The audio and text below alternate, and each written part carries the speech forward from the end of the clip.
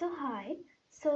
This project is a human activity recognition system using wearable sensors.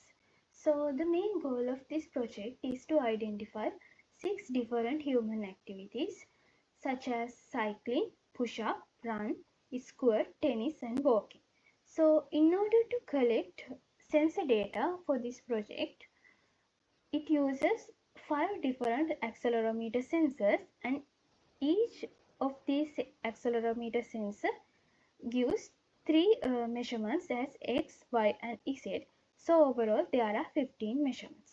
So in this project, instead of using one snapshot, I have used sequence of sensor readings to capture movement patterns.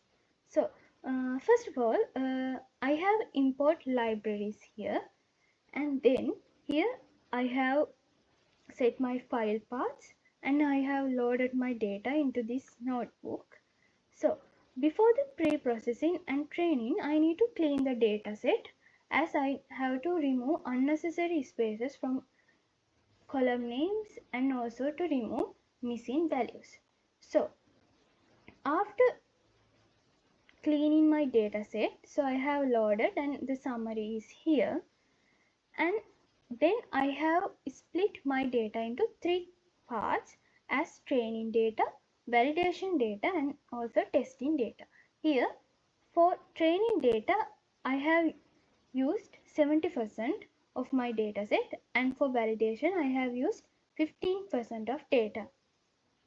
And here, so when in the create sequences section, instead of using one row as one data point, I use 20 rows as one input. And also here I have applied 50% overlapping to increase the number of training samples. So here I have built sequence dataset, and then here I have convert text label into one hot format. So as it, because for in CNN models it cannot read text label, so we need to convert into numbers. So I have converted into binary vectors. So okay, then I have used TensorFlow to build input pipeline into my model to shuffle my training data and batch the data to improve its training efficiency. So here after that, so here we come to the building the deep learning model.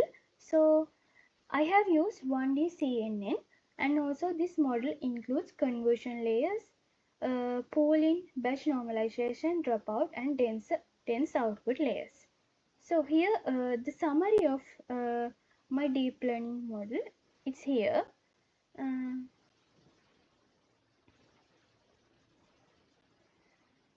then in order to help this model to learn better and stop training at right time, it means in order to avoid overfitting and improve learning, I have used early stopping and callback functions here.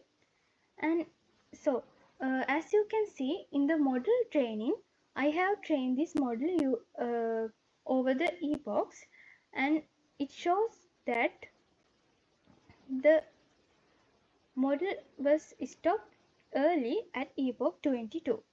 So here, so in order to analyze my project, I have plotted convergence curves. So I have plotted 3 curves as loss convergence, accuracy convergence and learning rate schedule.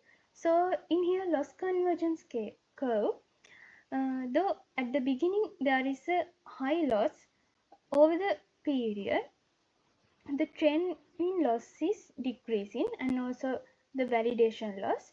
So it shows that over the epochs the efficiency is increasing. And also in the accuracy convergence, at the beginning the accuracy increased rapidly, and over the period it was stable at a high value. And then so In my model evaluation, the overall test accuracy, it shows that 90.8% test accuracy, which means a higher accuracy for my model. So, and then here I have calculated test accuracies for each of data using F1 score, and here it shows that push-up and running activities have high accuracies in identification. And here I have plotted the confusion matrix. So when observing the confusion matrix, it shows that some kind of a large confusion between table tennis and cycling, and also small confusions between table tennis and walking. So, but overall, considering to the correct pattern of the confusion matrix, those confusion can be neglected. And here I have saved this model for Hugging Face spaces to deploy in Hugging Face spaces, and the for the additional tasks that identifying the best sensor pair. Here I have calculated test accuracies for different sensor pairs, and it shows that sensor 2 and sensor 5 have the highest test accuracy, around 94%. So here I have shows that test accuracies as a bar graph as well. So in conclusion, I would like to say, so this project that combining with deep learning and with wearable sensor data, it can easily and efficiently recognize human activities. So thank you.